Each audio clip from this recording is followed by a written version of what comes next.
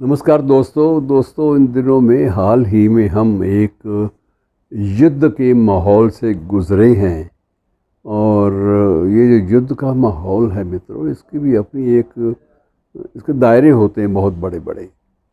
पहली बार पूरे विश्व में एक ऐसा युद्ध लड़ा गया, 3 दिन चला, ज़्यादा चल नहीं पाया। और 3 दिन में किसी भी दोनों पक्षों में से किसी भी पक्ष ने एक दूसरे की भौगोलिक जो सीमाएं थी, ज्योग्राफी वाली, उनको क्रॉस नहीं किया, लेकिन युद्ध हुआ। और 3 दिन में ही हमने, भारतीय पक्ष ने दूसरे पक्ष को अर्थात पाकिस्तान को एक ये दिखा दिया कि हम कहाँ तक जा सकते हैं। आप ये अंदाज़ा लगाइए कि अपने घर में बैठे हुए हमने 9 ठिकानों की सूचना पहले जहन में अपने आप को दे दी थी कि हम 9 ठिकानों पर हमला करेंगे। हमने 9 के 9 ठिकाने ध्वस्त किए, उनको मलिया-मेट किया, ज़मीन बिल्कुल ज़मींदोज़ कर दिया। और हमने कोई भी उनकी निशानी तक नहीं छोड़ी कि वो जो वहाँ पर रहने वाले, वहाँ से आतंकवाद का निर्यात करने वाले, आतंकवाद को एक प्रकार से उसको बाहर भेजने वाले और हमें एक हमारे लिए एक सबसे बड़ी मुसीबत का कारण बनने वाले आतंकवाद को जो उन्होंने शह दी थी, उसका मूल रूप हमने नष्ट कर दिया। लेकिन उसको मूल रूप को नष्ट करने के लिए हमें किसी भौगोलिक सीमा को पार नहीं करना पड़ा। आप ये मानकर चलिए कि ये संभावनाएं हैं किसी भी आगामी युद्ध की, जिनमें ट्रेडिशनल परंपरागत जो युद्ध है वो नहीं होंगे। टैंक आगे बढ़े या पीछे हटे, जिनका जिक्र साहिर लुधियानवी ने अपनी नज़्म में भी किया है, वो टैंकों के आगे जाने की या टैंकों के पीछे हटने की या हिरोशिमा और नागासाकी को लोग अब तक द्वितीय महायुद्ध में हुए बम विस्फोटों के सिलसिले में याद करते हैं। और अब भी वहाँ पर बाकायदा उस दिन वो दिन मनाया जाता है सिर्फ याद कराने के लिए कि अगर फिर कभी अणु युद्ध हुआ, एटॉमिक वारफेयर पे दुनिया को उतारू होना पड़ा, तो वही हश्र होगा जो हिरोशिमा और नागासाकी का हुआ है। लेकिन ये युद्ध अजब था। इसमें हमने घर बैठ के युद्ध लड़ा और घर बैठ के ही ऐसे हथियार दागे जिनके लिए हमें अपने किसी भी चालक दल को या अपने किसी भी फ्लाइंग स्क्वाड को वहाँ भेजना नहीं पड़ा किसी दूसरे मुल्क में। हमने अपने घर में ही बैठे निर्धारित लक्ष्यों पर हमला किया, उनको ध्वस्त किया और हम लोग बिल्कुल सुरक्षित रहे। हमारा कोई भी इसमें जान माल की क्षति जो है बिल्कुल नहीं हो पाई। आप अंदाज़ा लगाइए कि ऐसा युद्ध अगर भविष्य में होता है व्यापक स्तर पर, बड़े स्तर पर, ये तो एक सीमित स्तर का युद्ध था। इसे युद्ध, कुछ लोग ये भी कहते हैं विशेषज्ञ कि ये युद्ध था ही नहीं, ये तो हमने घर बैठे ही एक जंग जीत ली। जो लक्ष्य हमने तय किए थे, जो निर्धारित किए थे, उन्हें हमने पा लिया और ये घर बैठे पाया। हमें कहीं भी जाना नहीं पड़ा, कहीं हमारे सैनिकों को एडवांस नहीं करना पड़ा, कहीं हमारे टैंक या हमारी गाड़ियाँ, बख्तरबंद गाड़ियाँ, उनकी जाने की ज़रूरत ही नहीं पड़ी। और उनके बिना गए भी हमने एक ऐसी लड़ाई लड़ ली निर्णायक स्थिति में, जिसमें विरोधी पक्ष को दुनिया भर के द्वार खटखटाने पड़े कि इस युद्ध को, इस तथाकथित युद्ध को फ़ौरन रोकिए, वरना ये है कि हमारा मुल्क भी बर्बाद हो जाएगा और ये एक गलत परंपराएं जो है सामने होंगी। तो एक मित्रों थोड़ा सा मैं गोस्वामी तुलसीदास से करीब ले चलता हूँ। उसमें एक शब्द आता है, भय बिन होत न प्रीति, कि जब तक भय नहीं है तब तक प्रीति भी नहीं होती।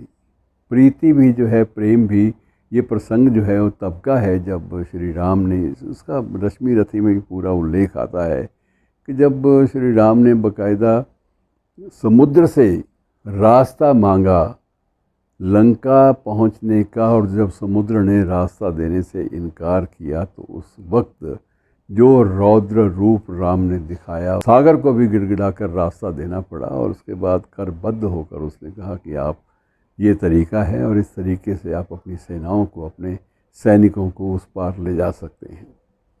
तो अलग अलग तरीक़ों से युद्ध लड़े जाते रहे हैं। थोड़ा सा मैं आपको रेफरेंस ये भी दे दूँ, कलिंग का युद्ध हुआ था, हमारे हाल ही के इतिहास में, हम महाभारत युद्ध तक ना लौटें पीछे, कलिंग का युद्ध हुआ था। ये कलिंग और मौर्य साम्राज्य के बीच में हुआ था। कलिंग का मतलब उड़ीसा, उड़ीसा का ही एक पुराना नाम, उड़ीसा के बहुत सारे क्षेत्रों का पुराना नाम जो है वो कलिंग, और कलिंग के सम्राट को कलिंग राज ही कहा जाता था। समुद्र पर कलिंग का पूरा पूरा अधिपत्य था, आज भी माना जाता है। और उसके बाद उस कलिंग के राज्य और मौर्य साम्राज्य के बीच में जो युद्ध हुआ मित्रों, वो सम्राट अशोक उन दिनों उस वक्त मौर्य सम्राट थे, और उनकी सेनाओं ने जो युद्ध किया उसका विवरण आज भी उपलब्ध है। और उसके विवरण के अनुसार उस युद्ध में, कलिंग वाले युद्ध में 1 लाख से अधिक सैनिक मारे गए थे, और 1.5 लाख कलिंग के सैनिक कैदी बन गए थे, युद्धबंदी बनाए गए थे।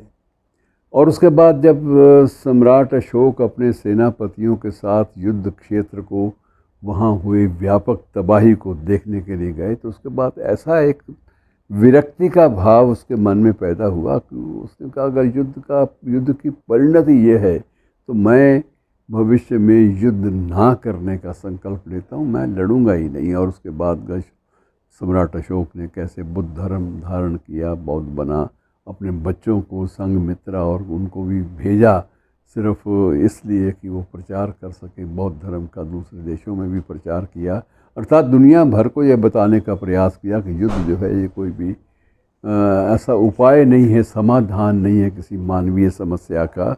और इसी प्रकार से मित्रों, कलिंग युद्ध की बात करते हैं तो प्रथम महायुद्ध को भी देख लें। प्रथम महायुद्ध कितना ख़तरनाक था, आप इसका अंदाज़ा लगा लीजिए कि इस युद्ध में, ये युद्ध जो सबसे ज़्यादा विश्व युद्ध, पहला विश्व युद्ध है, फर्स्ट वर्ल्ड वार, 52 महीने तक ये युद्ध चला था। और इसमें लगभग 1.10 सैनिकों की जानें गई थी। 1.10 करोड़, आप अंदाज़ा लगाइए कितना बड़ा आंकड़ा है। और इसी प्रकार से जो फौजियों के अलावा, ये तो फौजी संख्या का है, फौजियों के अलावा भी 1.30 करोड़ के लगभग जो थे वो आम आदमी, आम नागरिक, सामान्य, वो भी मारे गए थे। अब ये फौजें अलग अलग देशों की थी, लेकिन 2 पक्षों में, 2 वर्गों में विभाजित होकर लड़ी, और जो तबाही हुई उससे उबर नहीं पाया। और ये भी लगा कि उबर नहीं पाया, ना यूरोप उबर पाया, ना अन्य पश्चिमी देश उबर पाए। और ये भी तय हो गया कि अब जो समस्याएं थी जिनको लेकर ये प्रथम विश्व युद्ध हुआ था वो तो कायम है, और उन समस्याओं की निवृत्ति के लिए फिर दूसरा महायुद्ध हुआ। दूसरे महायुद्ध में क्या कुछ हुआ वो आपके सामने है। इसी बीच में आपको ये भी बता दूं कि दूसरे महायुद्ध के महानायक के रूप में जिस विंस्टन चर्चिल को वी का, अर्थात विक्ट्री का निशान बताते हुए, घोषित करते हुए दिखाया जाता है चित्रों में आमतौर पर, वह विंस्टन चर्चिल प्रथम महायुद्ध में एक वार टाइम रिपोर्टर भी था, संवाददाता भी था, और उसने बहुत सारे अखबारों के लिए वार रिपोर्टिंग भी की थी। उसे युद्ध की बारीकियों का पता उन वार रिपोर्टिंग के दिनों से लग गया था, और उसकी जो वार के, युद्ध के जो रिपोर्टिंग के जो दस्तावेज़ हैं, आज भी वो 12 वॉल्यूम में, 12 खंडों में विश्व के साहित्य का एक अंग बने हुए हैं। मैं सिर्फ ये बातें विवरण आपको इसलिए दे रहा हूँ कि युद्ध किसी समस्या का समाधान नहीं होता, लेकिन कई बार ये होता है कि किसी भी अन्याय का प्रतिकार करने के लिए, किसी भी प्रकार का जो सबक ना सीखने वाला सामने वाला, अगर सबक कोई भी नहीं सीखता, इतिहास से भी नहीं सीखता, परिस्थितियों से नहीं सीखता, अपने भीतर की हालात से भी नहीं सीखता, उसको सबक सिखाने के लिए और आत्मरक्षा को बिल्कुल सुनिश्चित बनाने के लिए कई बार युद्ध छेड़ना पड़ता है। लेकिन ये युद्ध किस प्रकार का था और किस प्रकार के युद्ध आगे होंगे, इस बात का अनुमान आप वर्तमान 3 दिन या 4 दिन, आप कुल मिलाकर कह लीजिए 3 या 4 दिन के इस भीषण युद्ध में, भीषण इसलिए भी है इसमें जो टारगेट थे, जो सुरक्षित, वो तो तहस नहस कर दिए गए, वो उनका तो मलियामेट हो गया। हमारा लक्ष्य था वो पूरा हो गया। जो घोषित लक्ष्य था कि हम उन शिविरों को बर्दाश्त नहीं करेंगे जहाँ से आतंकवाद का प्रशिक्षण जहाँ से मिलता है आतंकवादियों को, वो हम उनको नष्ट कर देंगे, और हमने कर दिखाया। लेकिन इतने बड़े कार्य के लिए हमें किसी प्रकार सीमाओं का अतिक्रमण भौगोलिक भी नहीं करना पड़ा। कहीं भी हमें सीमा पार करके दूसरे देश में जाकर युद्ध नहीं लड़ना पड़ा, और परंपरागत रूप से जिन शस्त्रों का, जिन बख्तरबंद गाड़ियों का, बूटों की टापों का, राइफलों का, और जिन प्रक्षेपास्त्रों का जिक्र युद्ध में अक्सर होता है, उनमें से कोई भी हमने संसाधन प्रयोग में हम नहीं लाए।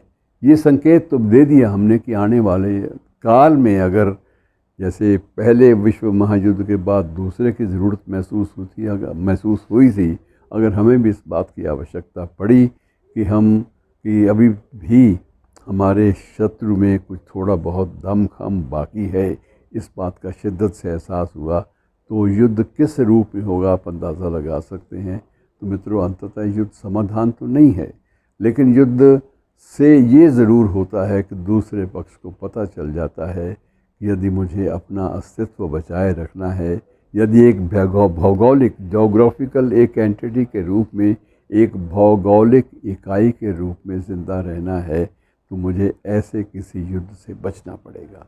शुक्रिया दोस्तों।